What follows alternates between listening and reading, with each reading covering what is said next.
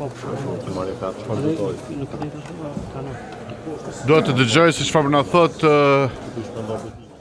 Ministra e Detyrave të Drejtësisë Albirena Haxhiu. Se të fillonte me rendin e ditës, I ftoi në takim konsultativ përfaqësuesit e partive politike apo subjekteve politike të cilat janë të përfaqësuara në Kuvendin e Republikës së Kosovës. Në këtë drejtim, ne ishim në një takim konsultativ dhe është e habitshme, ti dëgjosh qëndrimet e partive politike.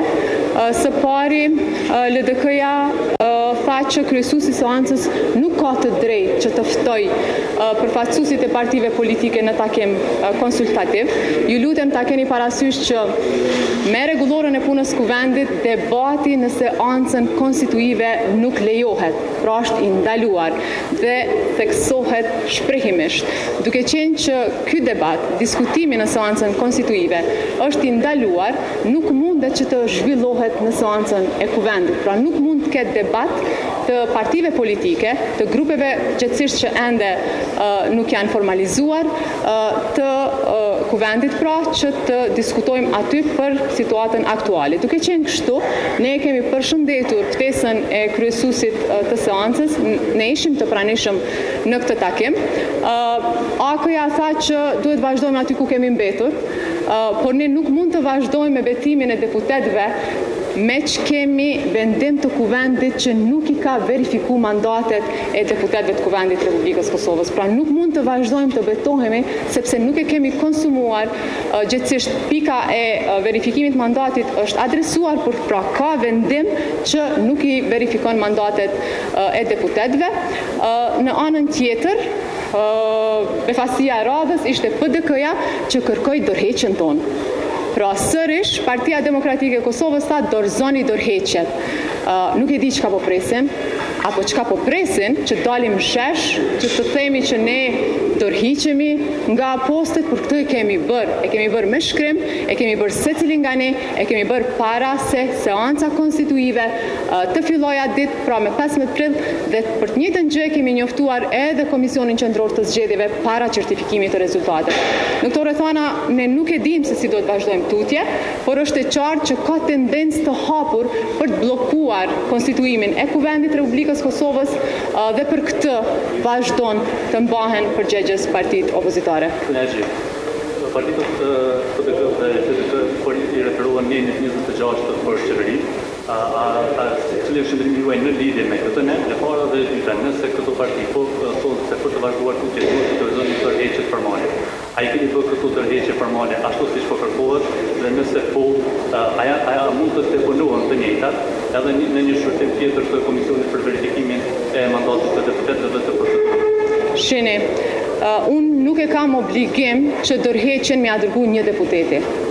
Unë e kam obligim dorëheqjen me ia dorëzu kryeministrit Republikës Kosovës. E prorit tim. Kryeministrit Republikës Kosovës secili nga ne ja ka dorëzuar dorëheqjen.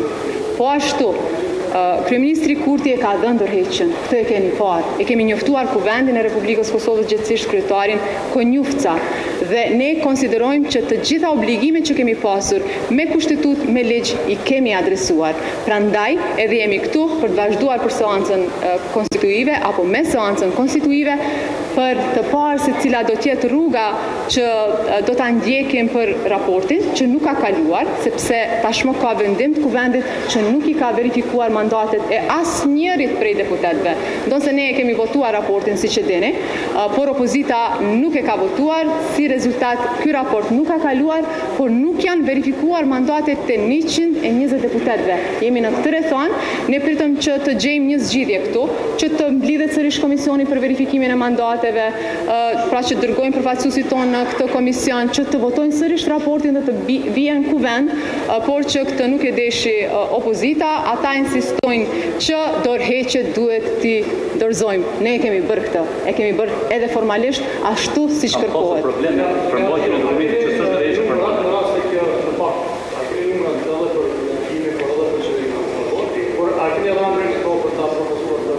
Gjithçka do të kuptohet kur t'i vjen vendi. Do thonë për gjithçka do të jemi këtu dhe do ta kuptoni kur t'i vjen rendi. Ne ende jemi te pika e propozimit të emrit për kryetarin e kuvendit, sapo të mbrim aty sigurisht që do ta themi publikisht, do ta themi në foltorën e kuvendit dhe do ta kuptoni.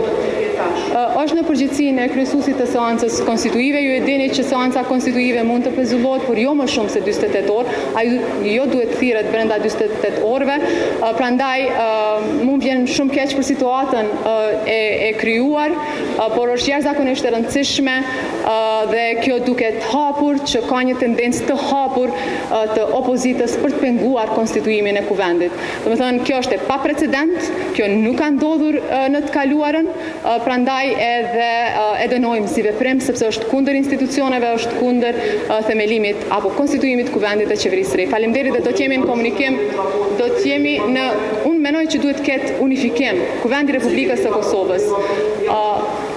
Unë besoj që është shumë e rëndësishme që të ketë unitet brenda grupeve parlamentare në raport me këtë çështje. Prandaj, me që jemi në një situatë të tillë, nuk është në përgjithësinë time, sepse seancat konstituive thirren nga kryesuesi i seancës, do të shohim se cila do të jetë zgjidhja dhe do të veprojmë. Faleminderit. Do të jemi në komunikim gjatë gjithë ditës.